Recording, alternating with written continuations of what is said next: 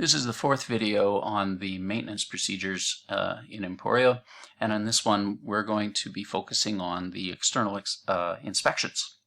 So inspections are treated very similarly to requirements. There's just a subtle difference in how they're actually conducted. Requirements are done, you can see an oil change or an air filter change. Those are done in work orders.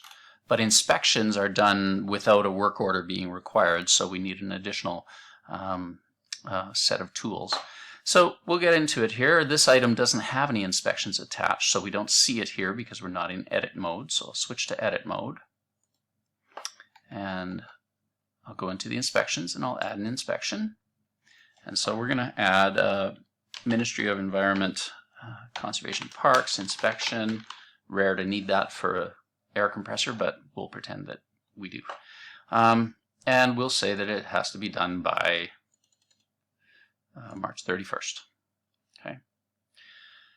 Now the difference here, subtle, but this green button is where we actually perform the inspection. If you have somebody come in and complete an inspection, we hit this and we say, okay, what date did that happen? And we say, well, I remember we had one on August 19th, so I'll put that in. Boom. And it goes into the last completed.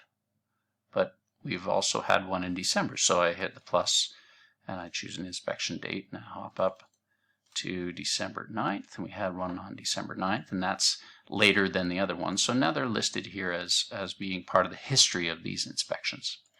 Now, similar to the requirements, I can add start alerting me 7 days before this next due date. Generally what you'll do is, as we come up here, we're going to add a new one and you're going to change the next date, sort of in 2 steps to complete the inspection.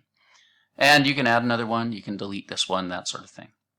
All right, that pretty much covers the inspections module.